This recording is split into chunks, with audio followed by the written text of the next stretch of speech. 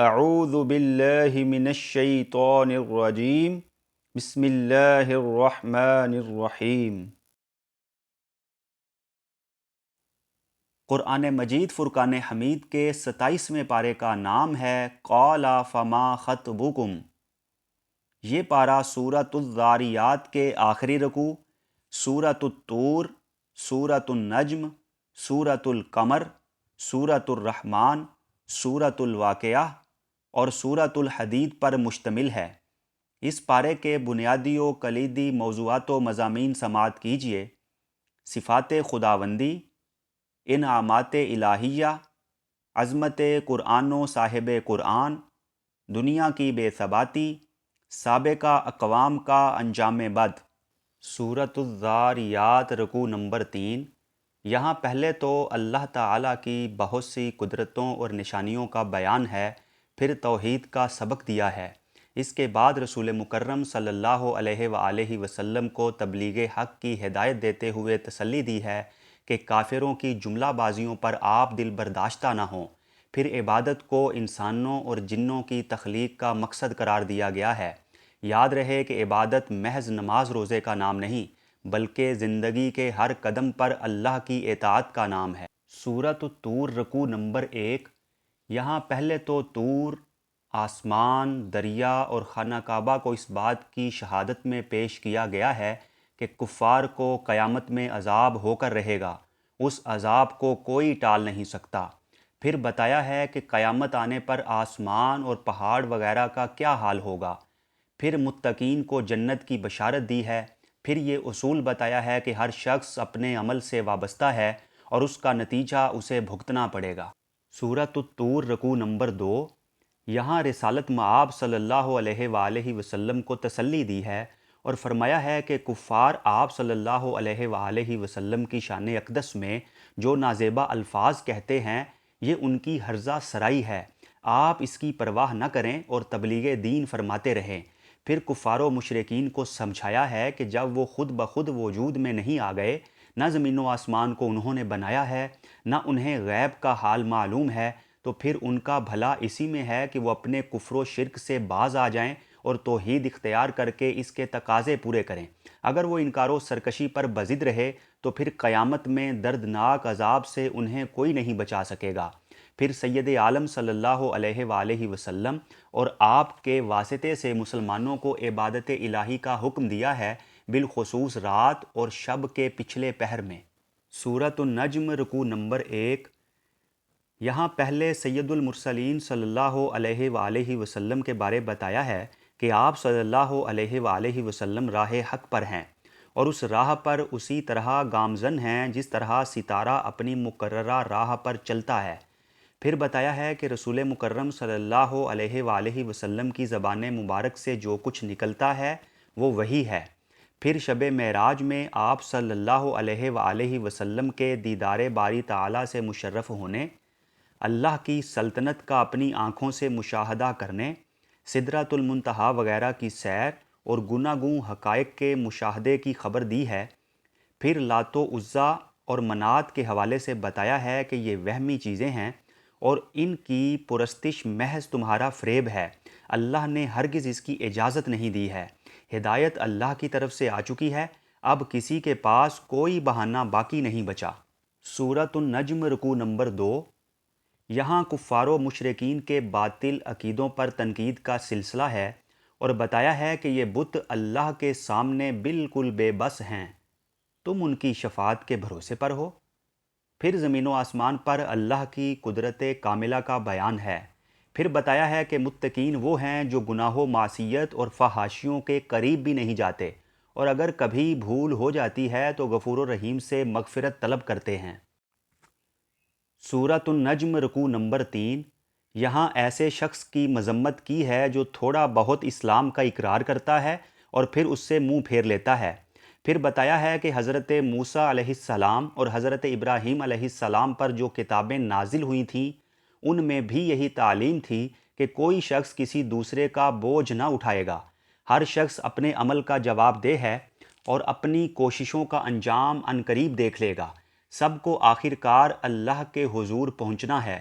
پھر بتایا ہے کہ اللہ ہی موت و حیات دیتا ہے، اللہ ہی انسانوں کے جوڑے بناتا ہے، اور وہی قطرہ آب سے گوشت پوست والا انسان پیدا کرتا ہے، وہی موت کے بعد پھر زندہ کرے گا۔ پھر قوم نوح اور عاد وغیرہ کا تذکرہ ہے کہ ان قوموں نے جب اللہ سے سرکشی کی تو ان کا انجام ہلاکت ہوا۔ سورۃ القمر رکوع نمبر 1۔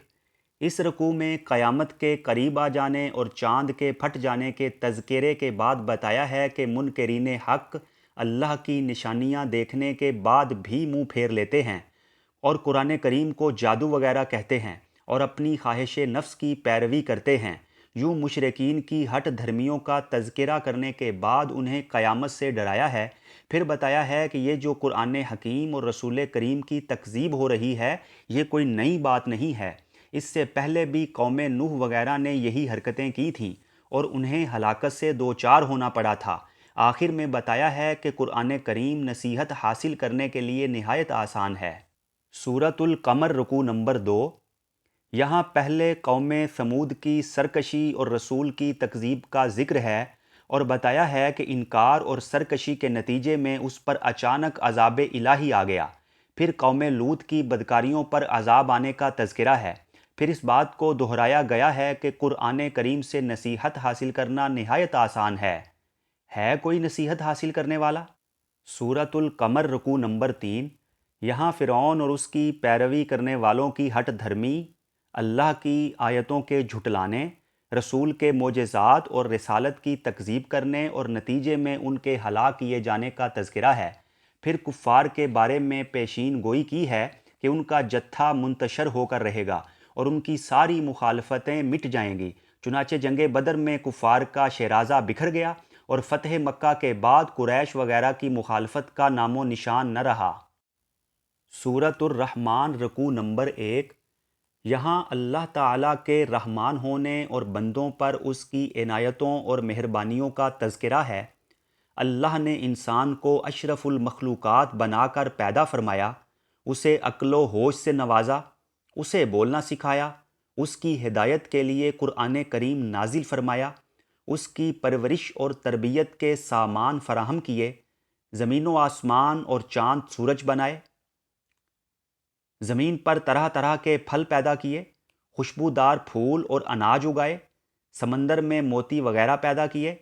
پھر اللہ ہی کے عطا کردہ ہاتھوں اور اسی کی پیدا کردہ چیزوں سے انسان کشتی اور جہاز تیار کرتا ہے، سمندر کی سیر کرتا ہے، کاروبار اور تجارت کرتا ہے، درآمد برآمد کر کے نفع حاصل کرتا ہے۔ الغرض انسان اللہ کی کس کس نعمت اور نشانی کا انکار کرے گا۔ سورۃ الرحمن رکوع نمبر 2۔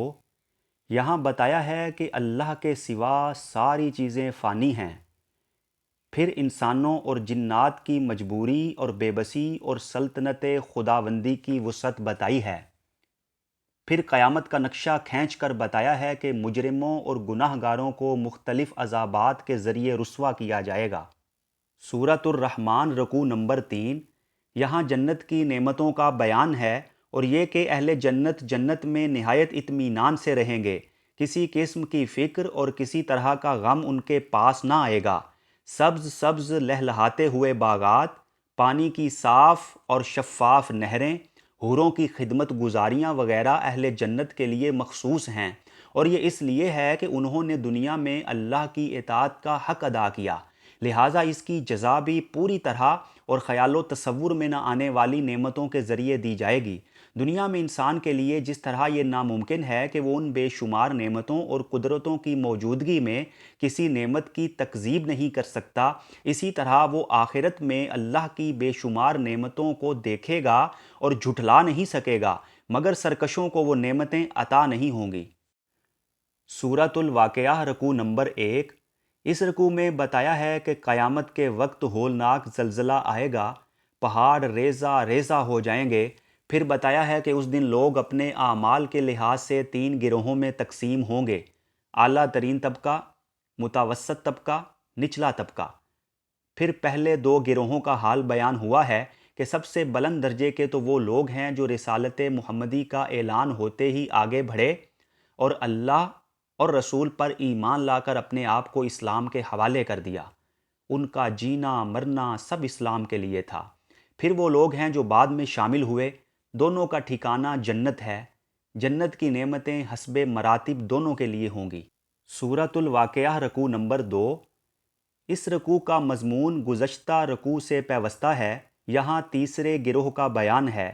یہ لوگ وہ ہیں جنہوں نے حق کی آواز سنی، قرآن کریم کی بتائی ہوئی راہ ان کے سامنے پیش کر دی گئی، انہیں اچھی طرح سمجھایا گیا، اس کے باوجود وہ اپنی ہٹ دھرمی پر قائم رہے اور انکار و سرکشی پر بضد رہے۔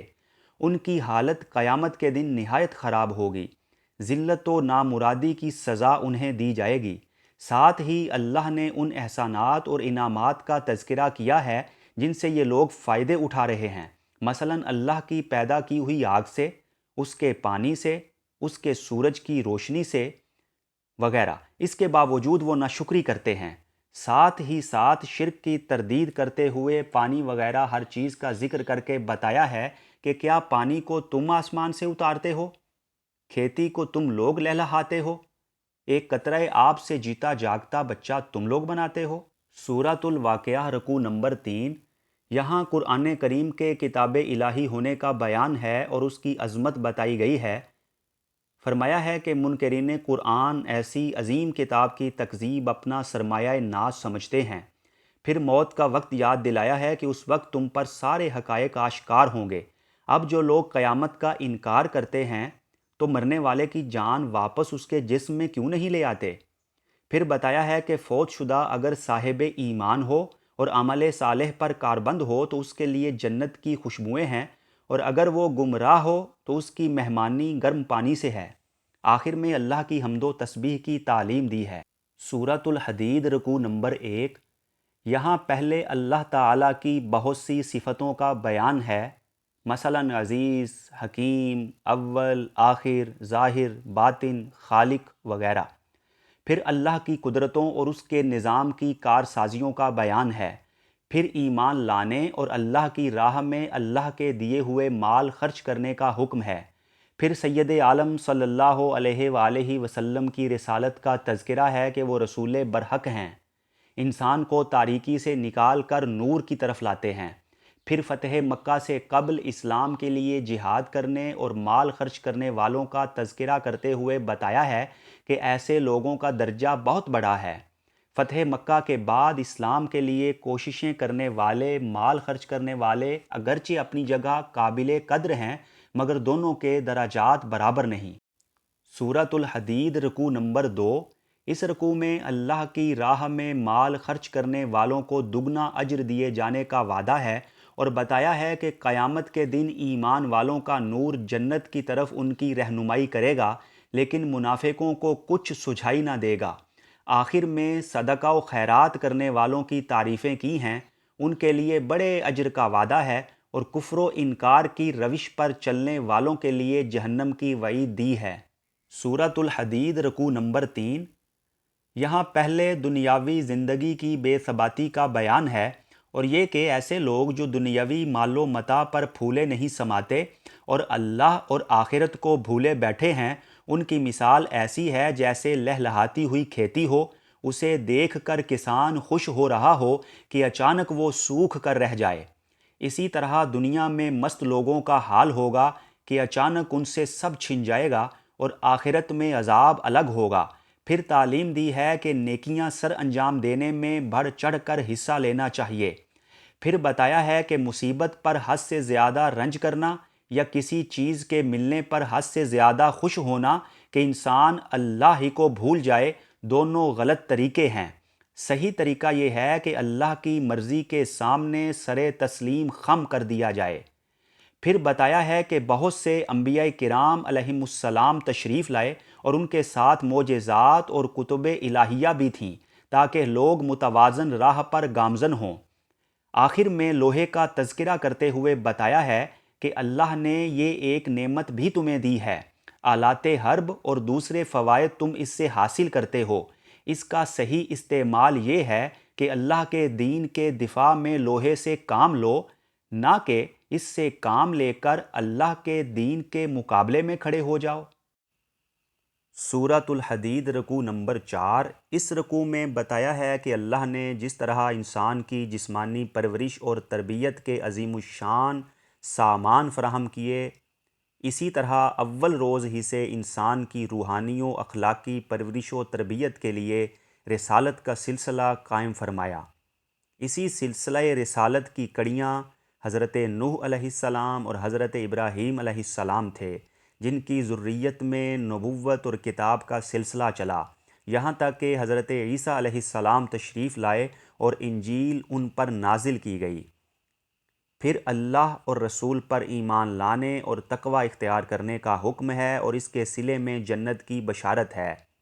اس ضمن میں اہل کتاب کو بتایا ہے کہ اللہ نے تم پر بڑے احسانات کیے، تمہیں بڑی فضیلتیں دیں، دنیا کی امامت و سیادت کا منصب عطا فرمایا، مگر جب تم نے اللہ سے اپنا رشتہ توڑا تو وہی اللہ یہ ساری فضیلتیں تم سے چھین کر امت محمدیہ کو عطا کر رہا ہے۔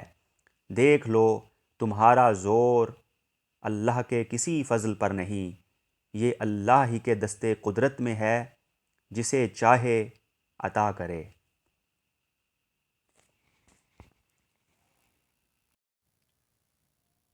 اللہ کریم ہمیں قرآن حکیم سیکھنے، سکھانے اور اس پر عمل پیرا ہونے کی توفیق عطا فرمائے۔